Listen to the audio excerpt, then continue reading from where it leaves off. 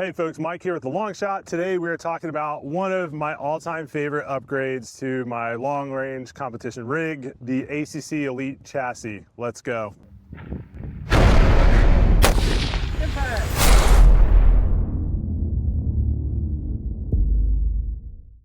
All right, before we get into it, I ask that you go ahead and subscribe to the channel. The channel is growing fast and I appreciate that support. It costs you nothing and it helps me immensely. If you enjoy this content, please hit that like button as well. Thanks. All right, folks, here we have my 6 Creedmoor. This is my PRS rig that I shoot long-range matches with. A little bit about the build before we dive directly into the ACC Elite itself. This is an Impact 737R action with a proof barrel. I have the Area 419 Maverick brake on the front. I have a ZCO with an Area 419 mount, zero compromise, 5-27 with the Impact 2X reticle. I love that thing. That was a huge upgrade as well. But today we're here to talk about the chassis. So when I first started out getting into the long range game, I looked at the price of these competition chassis and I was blown away by how expensive they were. So I started out with something cheaper. I actually started with an MDT XRS. While I still like those lower end, cheaper composite chassis systems, I finally bit the bullet once I realized why these are really important to competition shooters. These are so configurable that you can get the gun set perfectly to you so that you are not having to put any force into the gun. You can simply focus on getting it on your target. Having a nice balanced gun means smooth, basically stable reticle. As you can see right here, I'm not even touching it, and if I push it, it doesn't just fall. That balance and stability is the first thing that makes this a great option. Now keep in mind, I've not shot things like Masterpiece Arms, MPA chassis, KRGs. I've really stayed within the MDT line. So I'm not going to be comparing this against other premium chassis. However, I expect that they all have similar features. So that's obviously the first thing that's really critical about a competition rig, especially if you are doing positional shooting. If you're just going to be shooting in the prone off of a bipod, I guess the balance really doesn't matter as much. However, as you can see here, I have my practice Barricade that I do a lot of dry fire and practice off at home. And this thing is just sitting here by itself. So let me dive into the features of the ACC Elite that help you get it balanced. So first of all, I have a one-piece internal weight, which kind of sits inside the forend underneath the ARCA rail here. I can't remember the exact weight. I'll put it up on the screen. I think it's about 2 pounds. And that's actually the only weight that I have on here. As you can see, I have a tractor axle of a proof barrel. That is most of the weight. That is like a 1.25 inch straight contour, no taper. So that thing is very heavy. And that provides most of the weight. Simply going with that type of barrel and then putting the ACC Elite one-piece internal weight was enough to get this balance for my liking. The gun is just over 20 pounds. Some people will run heavier guns for PRS. However, I do a lot of gas gun shooting as well. So then when I pick this thing up, it feels like it weighs 1,000,000 pounds. So I don't really need it any heavier. The point is when I go and I get it on target, build my position, and I get it on target. This is a bit of a wobbly Barricade. My reticle is really not moving. And case in point, it's just moving as much as the Barricade's wobbling. So that's what I really like about it, is the ability to get it balanced. It has a ton of M-lock slots all along both sides of the rail that also will help you get it balanced. If you don't want the one-piece internal weight, you can also put those external weights out here. But on the M-lock slots, you can also put other things. Like on this side, I have a thumb rest. That's what helps me clamp down on the bag to put pressure downward to help build a stable position. Man, this gun is dirty. I gotta clean it after my last match. Okay, boom. Couple of other things. There's an M-lock slot here for a nice thumb rest. Having your thumb on the same side as your trigger finger helps you to not torque the trigger as you're pulling it. and breaking the shot. That took a little getting used to, coming out of my Army days where we were used to full-on battle combat grip, and you're ready for terrorists to try to pull that gun out of your hand, and you're grabbing on that $2 plastic mil-spec pistol grip for your AR, or your M4, sorry. So it took a little while to get used to that style of shooting, but I really like it. So that thumb rest is really interesting. And if you have a metal chassis, no matter what type it is, you can probably just drill and tap and put a thumb rest in there anyways, if you don't want to spend the money. Okay, let's talk about some more of the features. The grip that it has, this is a chassis system, so that means it comes with everything you need. It comes with the chassis itself and the ACC Elite buttstock. This obviously has an adjustable cheek comb piece and like a multi-axis adjustable butt pad. That is all very important because I'll pull up the gun again. As you build your position and come down, you should have a really good natural point of aim. So what that means is you should be getting the gun set up so that when you put it in your shoulder and you put your face down, if you do it with closed eyes and you open, okay, there we go. I must have good NPA, as they call it.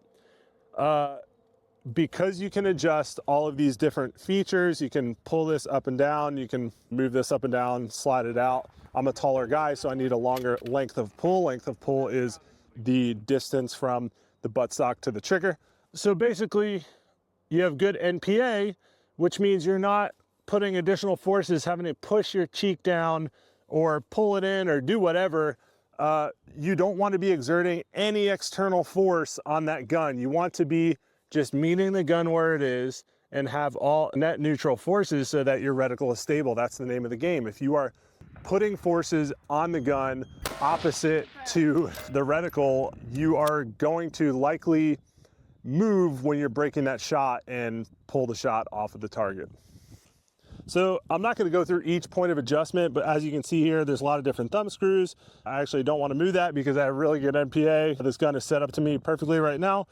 And you can actually see these bolts. I have an extra kit in here. They call them jellies. That's the nickname, but these are dampeners, just rubber pieces that fit in there very tightly that help you reduce the vibrations, which I'm not sure if that really matters, but we like to do upgrades because what's money? What else? This pistol grip, you can see there's two Allen screws right here that you can actually cant or put it straight up. There are sliders underneath those screws where I can actually can't have it straight up or canted forward depending on my physiology and how that fits me best. Okay, there's also an integrated Barricade stop here, which helps you get your position against the bag so you can ram it in there and now your gun is nice and stable. There are M-lock slots here. A lot of people like to have the extra round holders, so if you're running 10 round mags on a 10 round stage and you have a failure to feed, you pull that out, you can just pull one of those rounds out, slip it right in your action, and you're good to go. That shouldn't take more than a couple extra seconds. Personally, I don't use those. I just run 12 round mags, even for 10 round stages, just in case. Okay, there are also a lot of different screw holes up on top of the rail. So what you're seeing here is actually called control bridge. There are 3 control bridge pieces here, and they screw in from the top into the forend that comes stock with the chassis. I like the control bridge. I shot most of the year last year without it. I mostly shoot down in South Carolina. It is stinking hot down there. So while I'm shooting down in South Carolina in July, you put 10 rounds through the barrel. You shouldn't be exerting force on the barrel itself, but even just coming off the stage, grabbing your gun, and holding your gun upright like this, that barrel gets so hot. It may even be more hot just because of the sun, I'm not sure. So I like to have that, and I like the idea of blocking some of the heat so that you're reducing the mirage on your scope. Guys that shoot cans know if your barrel gets really hot, it's sending a lot of mirage in front of your scope, and on a sunny, hot day in the southeast, looking out to 1,000 yards through your scope, that mirage is not going to be of any help. The control bridge, each piece, unfortunately, is like over $100, so there's 3 pieces here. I have seen people that 3D print them, which is really cool, so you could potentially get aftermarket mirage shields on there for a lot cheaper than the MDT factory ones. These do take AICS standard metal magazines. MDT makes a lot of really good magazines. I just run those. I have 10 rounders, 12 rounders. I also have a 10 rounder with a Altus base plate, which is nice because it gives you a little something to grab from, and you can fit 2 extra rounds in those. So a lot of different options for the magazines. There are other types of magazines that you can put in there. I don't have any experience with those, so I don't want to speak to those. The metal MDT AICS mags work perfectly for me. Obviously, this is a bolt gun, so I never have had really any issues with those. Even the 10 rounders, I usually can squeeze 11 rounds in. Just that first one is a little bit harder just to put into battery. Now, I do believe the mag catch here is adjustable. It's very tight, but generally speaking, I'm not doing any like quick mag changes. However, you could just push it forward with your thumb here and that mag pops right out. I do believe it's adjustable if you're trying different mags. So if you're trying different mags, you can adjust that as necessary, but I haven't touched it. Oh, one piece I forgot about my build is the TriggerTech Diamond Pro Curve, which is the trigger that I'm using for this build. Configurable options that I don't have here, there's something called Baker wings, which are like these huge kind of thumb rests that stick out. I've been really interested in those. A lot of people that shoot them like them. That's just another accessory that I haven't tried. They're like a big swoopy thumb rest on either side that gives you a lot of purchase to clamp down on your bag without wanting to reach over and touch your barrel, as these barrels are free floated. If you put any pressure on your barrel with your hand while you're shooting, or say you rest your barrel here, that is a big no. You will flex that barrel. Even a huge tractor axle like this, you will flex that barrel and move and shift your point of impact. So you always want to have your force underneath on the rail itself and any force on top on something that isn't actually putting pressure on the barrel, like the thumb rest on the side, the control bridge. A lot of people will push on their scope, but you don't want to be pushing on your barrel. So there are Baker wings. There also are rear weight sets. So where these dampeners are, these rubber dampeners, you can actually put a weight in there if you need a little rearward balance. I could probably honestly use a little bit more there, because if you see I push it, my rifle has a tendency to slide, but if I push it forward, it comes back. So I may not be perfectly balanced, but again, I am shooting pretty well with the balance point where it is, and I didn't want to get this gun any heavier.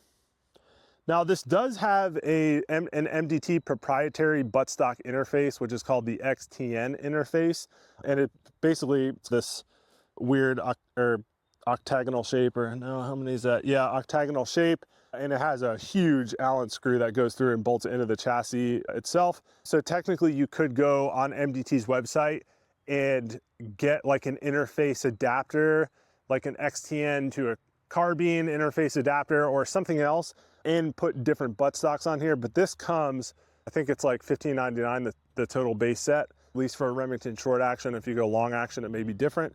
This comes with the ACC Elite buttstock, which I highly recommend. This is a very good quality buttstock.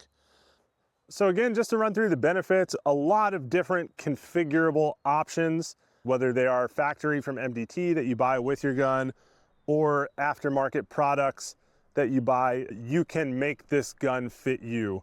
Now, when I was shooting a cheaper chassis, the XRS, people told me you'll struggle to get it balanced. And I tried cutting holes in it, filling lead in there, doing all sorts of things. And it was just really difficult to get balanced. And there was way less configurability in that platform. So I assume all the other $500, $600, $1,000 options on the market, whether it's MDT or not, are going to be a challenge to get balanced. So for me, it's all about balance. It's all about natural point of aim, so that when you put the gun there, you're not having to torque it in any different way or really force your face down or hold it. A lot of times we're shooting, you may be shooting multiple different stages right here, and if you're having to put force on it, even though you wouldn't say you feel tired, your muscles may be getting a little fatigued. And now as you're moving from position to position, you're a little bit less stable. And when you're shooting a 2 MOA target at 800 yards, that could really make a big difference. And one last thing, obviously looking good is the most important. I really like this sleek blue. You'll see a lot of different matching guns. I think they have this graphite blue, they have a desert tan, a black. I think that's it as far as the ACC Elites go. But you could always send this out to get Cerakoted if you want some cool fancy design. So that's it. Again, I've been shooting this for about a year now, and this was one of my top upgrades looking back on this is when I really got serious about competition shooting and understanding how to get the gun configured to fit me so that I had the NPA, had it balanced well, and could really build my positions and get on that first target very quickly.